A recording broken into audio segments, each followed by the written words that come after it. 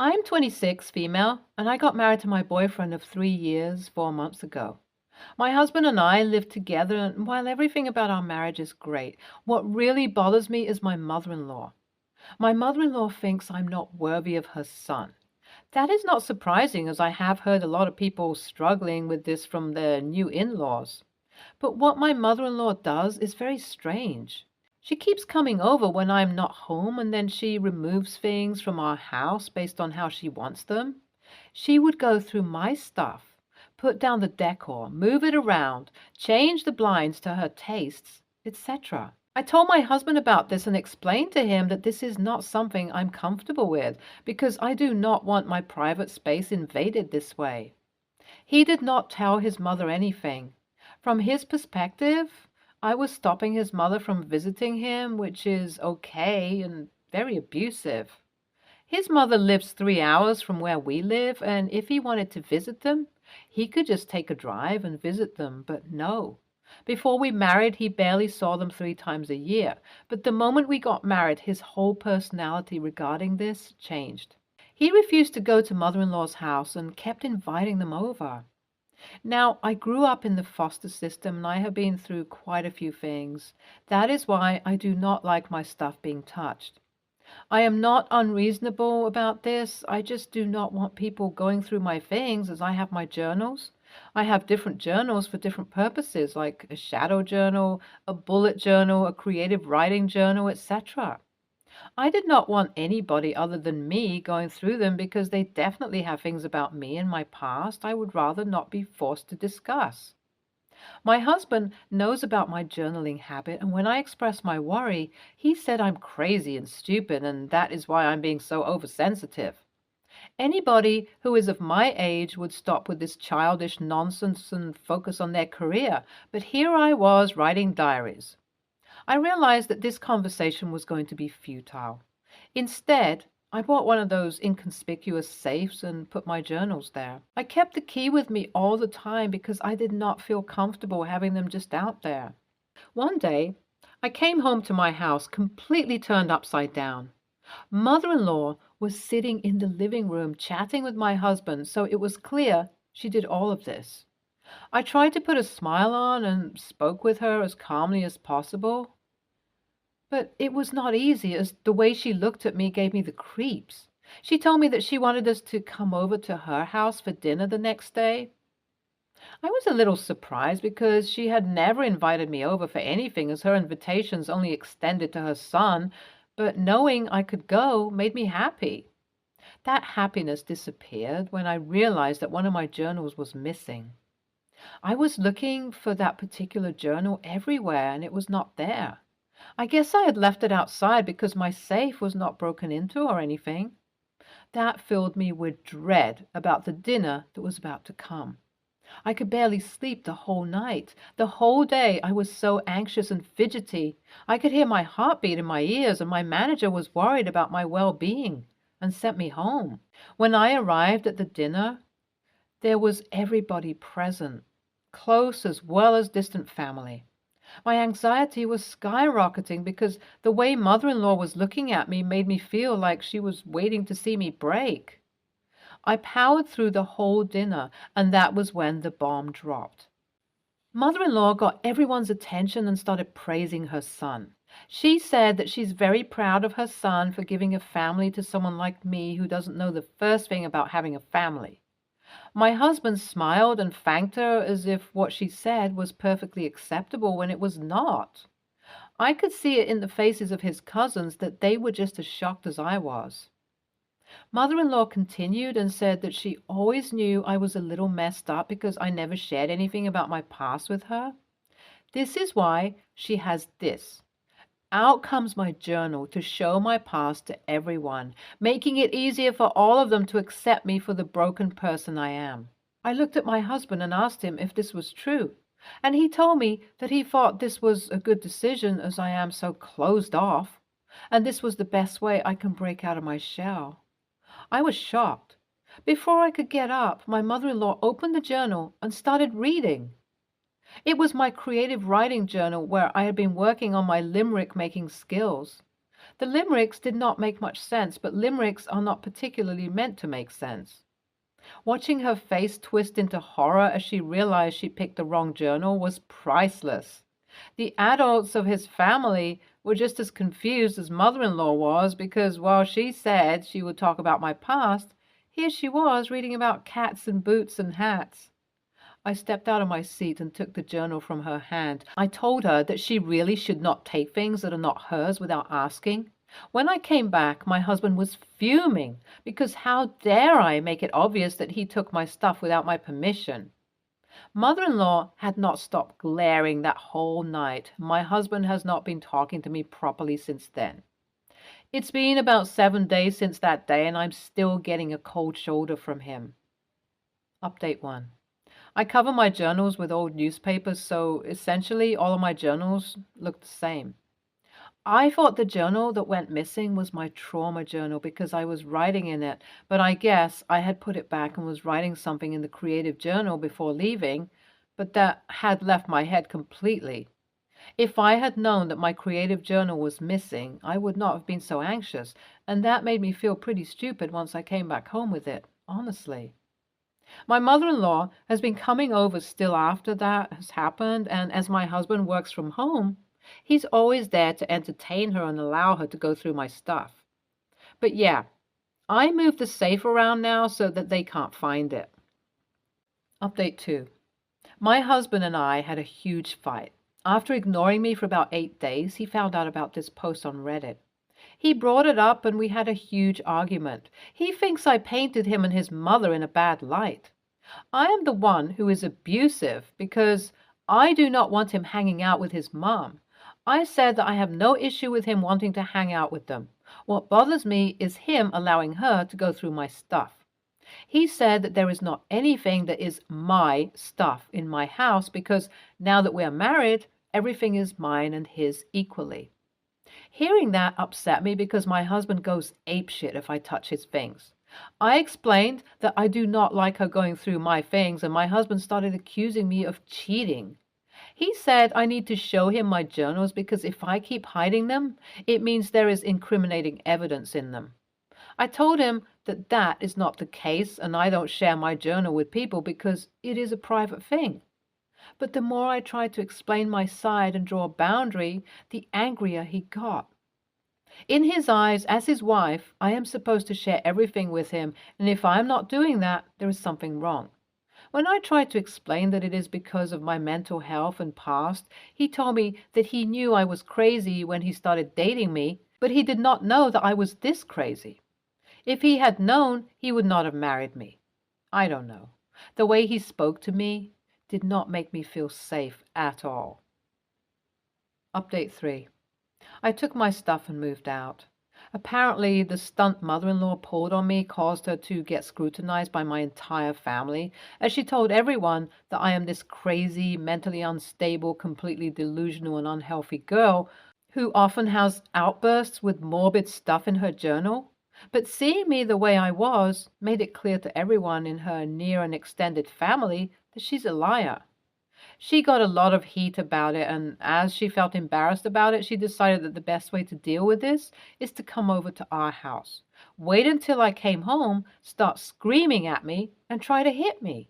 She was in my space, screaming profanities at me because how dare a dirty orphan like me ruin her image in the eyes of the family. I told her that she ruined it by trying to read out my journal. She shoved me and my head banged against the wall. When I stood up, she was still screaming at me, getting in my face and calling me names. She lifted her hand to hit me and I pulled out my phone, showing that I was recording this conversation, an old habit from being in abusive foster homes. And if she hits me again, I will go to the police with this. She said I'm an unbelievable and ungrateful brat. My husband was present the entire time this was happening. Mother-in-law went to my husband and my husband chose to comfort her instead of me. It was like the man I knew for 3 years and the man in front of my eyes were two different people as a whole. I told him that I want a divorce and he told me that he does too. And that is how I ended up in the motel I am currently, working things out on my own. Honestly, I don't think I lost much. I still have my journals and I can now work on my creative writing and trauma without having someone in my business. Your husband and mother-in-law sounds like they're incredibly abusive people. The fact that they think it is perfectly acceptable to go through your journal and force you to open up is shocking. Leave the marriage before they ruin you. You deserve a safe environment, and that ain't it. Get the frick out of that marriage because you deserve better. Next story. My wife, Maddie, and I have been together for 5 years. I have a daughter, Rachel, 14, and son, Mitch, 11, from my previous relationship, and a stepdaughter, Talia, 14. We always have had separate finances and originally had similar paying jobs. While hers has definitely become better than mine, we have stayed as we are, aside from shared expenses being split more equally. Around 7 months ago, we found out Rachel is sick. I've been doing everything I can for her, trying to help her and the best treatment I can afford. But the issue is I can't. I'm draining my savings and can barely afford more basic treatment. I can pay for necessities and treatment, nothing else. Maddie has been financially fine throughout. She's paying more of the necessities, but she's constantly buying Talia things, taking her out, letting her do things that I can't do for either of my children. I know we agreed to have separate finances, and it's not wrong per se, but it's definitely been causing some conflict, though I've tried hard to work it out. I know that it's my responsibility, but it's just not working well. I can't afford extracurriculars for them to go out with friends or special dinners or anything. Rachel's birthday is coming up, and I want to do something nice while we can. I asked Maddie for help if she can cover her birthday because I can't. But Maddie refused. She's paying almost all the essentials and doesn't think she should have to pay for this. That she knows I can't pay her back and it's my responsibility. I understand all that, but it's not fair. I'm not asking for my own sake. Rachel and Mitch are already missing out on so much, and I know how horrible Rachel feels. I just want this one good special night for her. Edit. A few people didn't understand. Rachel is terminal. This is likely her last birthday, which is why I want it to be a real one. Also, I was told to add this. Maddie currently earns 2.5 times as much as me, doesn't have medical expenses, obviously, and pays 80% of the necessities. Ignore the 1 to 2,000, it's not accurate. My budgeting method makes more sense in practice, since having more money saved than needed is never bad, but clearly it doesn't work here. Edit 2. I'm sorry, I'm bad at math. All right. Pretend I said 500. I don't actually need 2,000, and the 1 to 2,000 was clearly dumb, because I wasn't going to whip a calculator out for an AITA post. Christ's sake, it's not a relevant argument. I didn't ask for a 1 to 2,000 from Maddie. It was just a stupid throwaway estimate I made here. NTA, refusing to pay for your sick stepchild's birthday when you are perfectly capable of doing so is pretty harsh. Though I think it's time you and your wife sit down for a more serious conversation, as one part of the family enjoying a much nicer lifestyle than the other is going to start fostering resentment, especially between the kids. YTA for your attitude with money management from the comments. Dude, if these estimates and money counting are how you usually deal with matters like that, I can easily see why Maddie doesn't want to cover your expenses, or why you can't scrape enough to cover them yourself. Seriously? Put some thought into budgeting. How can you not know the rough estimate of how much a kid's birthday costs if you did the same last year? YTA, but let me cushion that by saying understandably. Of course you are desperately worried about your child and want to do everything you can for her, but you made a financial agreement and have admitted that your wife is already carrying more than her fair share of the financial load, allowing you to financially contribute to your daughter's care. Is it really fair of you to ask for even more? The reason she may be spoiling the other children a bit is because often when there is a sick child in the family, all the attention tends to go to that child because, of course, they need extra. However, that doesn't eliminate the other children's needs for care and attention and focus. It sounds to me like your wife is trying to balance everything and keep your home and family running while leaving you the time and your own money to deal with your daughter's health crisis. Next story. I'm a black mother of two 12-year-old twins, and I remarried my husband in the summer, so it's our first Christmas together. It is important that my husband and his son are Caucasian. Anyway, I was putting up our Christmas tree and decorations because it's time and it's the last Sunday before the kids get swamped with finals, and we like to do it together. I asked my husband and stepson if they'd like to join, and they said yes. Now, as we're putting stuff up, my husband starts making commentary on how everything is black. I have little black nutcracker ornaments and statues, and we have a little Christmas village full of black people. I shrugged it off and we kept going until it was time to bring out the angel tree topper. It was a black angel, and my husband stopped me and pulled me to the kitchen. He said we couldn't have all these black decorations when we were now a mixed family, and that we had to go and get some regular nutcrackers and people for the village as well as a regular tree topper. This is where I might come off cold, but I said no. No discussion, just no. I told him that if we ever left this house, he and his kids would get to see regular decorations and tree toppers and Santa and all that stuff outside. But my kids wouldn't get the same. And the least they deserved was to walk into their house and see decorations that looked like them. Plus, it took me a really long time to find all my decorations, and I was going to give them to my kids when they moved out, so no. He said I was being selfish and unwelcoming and that it wasn't fair for his son to have to leave the house to feel like he belonged. I told him it wasn't the same, and he asked me to explain how. But I wasn't in the mood to have such a heavy discussion, so I just shook my head and told him to read a book. I don't know. Was I too harsh? Should I go get some non-black decorations? Will this really affect my stepson negatively? I don't want him to feel like he doesn't belong, but I don't think that's even possible. AITA? Edit. For the most asked questions, my stepson is 10. We spent Christmas together, but never at my house because I usually spend it with my family. My kids and I did Christmas at my mom's, and then I would go be with him that night. I'm hosting Christmas this year because my mom says I'm finally married again and it's my turn. He didn't have any decorations at his apartment, and when I asked, he said he just wasn't a big decorations guy. Also, yes, he did say regular. That wasn't inferred. That word is straight from his lips to this post. Also, when he said we need to go out and get regular decorations, I don't know if he meant as replacements or as add-on, but I took it to mean as a replacement to make his son more comfortable, which is why I shut it down immediately. He went out with some friends tonight, so I'll see if we can have a conversation about it when he gets back. Thank you all for your comments.